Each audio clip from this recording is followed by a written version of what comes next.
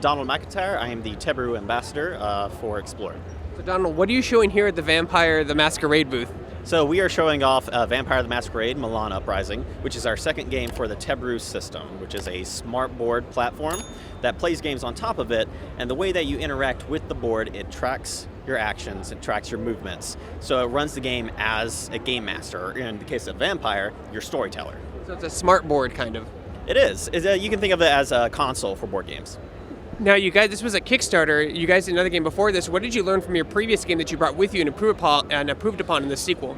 Yes. So our first game, which we did have a Kickstarter for, was The Bad Karmas and A Curse of the Zodiac. It was a cooperative boss battler system, and a lot of what we've learned has been in the physical production side of things.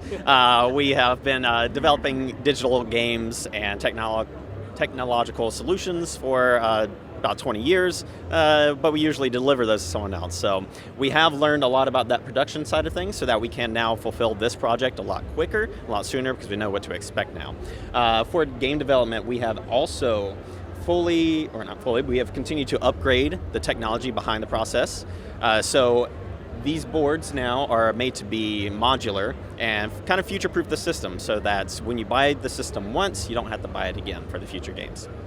Yeah, manufacturing is a big thing that game developers are starting to get into, and it's a whole other industry on its own. Oh yes, yeah. We're fine in our game development side of things. We had Bad Karmas ready pretty quickly, but couldn't ship it out with that production side. Go into more detail about the mechanics of this board game. So we actually seek to really replicate the experience of the tabletop RPG, but bring it into a more approachable board game format. A lot of our team members, even our design team based in Milan itself, are avid fans of Vampire. So you'll see a lot of those same mechanics brought into the game with some minor changes to make it work for the board game presence. So for example, you're still rolling dice based on your attributes, but your skills, instead of adding multiple dice, they add automatic successes. So instead of rolling up to 10 dice, you'll roll up to 5 based on your attribute, and then if you're skilled in investigation by 2 points, you get 2 automatic successes. But just because you're highly skilled in something doesn't mean you're automatically going to pass, because if you roll a skull, you now lose successes. How much do you decide to pull from like the tabletop game or even the video games when you're designing a board game? So we have decided to pull most of this from the tabletop RPG itself. In fact, one of the reasons Paradox approached us is given a good way, a gateway entry into the Vampire the Masquerade tabletop RPG. It is a lot more daunting to get people into that. They hear tabletop RPG and they're like, I don't know. That sounds complicated. But here, you can unpack a game and start playing, and it teaches you as you go. And you'll become familiar with those mechanics of the tabletop RPG so that it becomes easier. They finish the campaign, it's like, all right, maybe I'll give it a shot now. And I've really come accustomed to this character here, so I'm going to use these printed character sheets that are provided in the game in order to take them and try off the one-shot of Vampire. And so then we were really introducing people to the tabletop experience. So talk a little about the digital aspect of the game. At the demos, you had an iPad showing the story, and then everyone had their own mobile device as well. Yes, so there is a digital integration to this board because it is a smart board, and so that main device is going to act as your storyteller, your game master. And then each player can have their own personal device as well. You can play with up to one device more than a number of players, or you can play with a single device and pass it around. But that device is going to be your storyteller and run the game for you. So it's running the narrative and the enemy mechanics.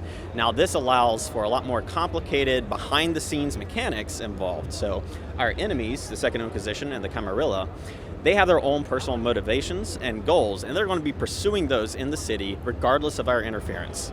So if they are if the Camarilla has taken over Washington District, and they're doing something there, we've gotten a hint that something's going on. If we don't go interfere with that, that's going to resolve no matter what, to our detriment or our benefit. So our actions and our inactions continue to change the state of the city, and it's not something you can get from a typical board game experience. So how does a game board powered, and how does it communicate with the devices? So the board itself is plugged in, but it draws so little power, it can be plugged into a simple power bank. And what it does is it is connected to a board which has a layer of electronics and sensors on it. So as you move your miniatures across the board on these sensors, it registers where you are. So you move into San Siro, you might trigger an enemy encounter right then and there. Then that communicates from the board to the main app via Bluetooth, as well as the dice results are transmitted via Bluetooth as well. The devices themselves are connected to the same network, but it doesn't have to be connected to the internet, but a local network works, or a hotspot on an Android phone without internet. And so they all communicate together through that network in order to run the game experience. This also allows us to play remotely online. So if I have my copy here in the States, the Italian team has their copy over there, we can connect and play the same game together from across other sides of the world. You've come a long way from having chess movements over radio for the Fire Rangers. Yes, and those experiences during COVID where you had someone with a camera on the board and then tell you, let's move over there. No, not there, I want to move over there. Now everything's tracked in real time, and so you can just open up a video chat and hang out and feel like you're playing that board game together. So how much is this board game? I know with electronics it can get kind of expensive. Yes, we wanted to avoid a giant tablet that might cost you $1,000, so instead this board is relatively simple. So the console itself costs around €100, as the project is based in Europe. And then the game itself follows typical prices that you would see of board games on Kickstarters and GameFound crowdfunding campaigns. So the base game is €90, and so if you don't have the board already from our first campaign, you can bundle it together for $190 to get the game and the board. Additionally, we have the higher pledge levels and the all-in pledge levels, so it can range from that $90 for the game up into $325, but if you don't have that board, you have to add that on as well. So you mentioned that the board was modular. Does this mean that you're going to be supporting the system for as long as you're able and have expansions or even different versions of your game that maybe aren't related to Vampire Masquerade? Yes, so we have a lot of potential with the future. So currently our board is a standard size, and we're using that same board for our first 2 games and our next upcoming games. But that core is removable, so it opens up the possibility in the future if someone needed to develop a game with a larger map size or a different sensor layout, then we could always simply update the firmware to be able to work with that new peripheral. Is this proprietary technology you guys created? Is there a dev kit people can get their hands on if they want to utilize this technology? Yes, so this is, the Tebaru technology is patented and owned by Explored. So we've developed the technology and we're developing the first games for the platform as well. But we will be releasing the SDK for free for all of our backers as well. So they could prototype their own amatorial games and prototypes using the pieces that they already have included in their games. The last question I have is, when is the release date and where can people find more information about your game? So Vampire the Masquerade Milan Uprising finished its crowdfunding campaign last week. It will open for late pledge in a couple weeks, mid-September, and it will be currently estimated to deliver in September 2024.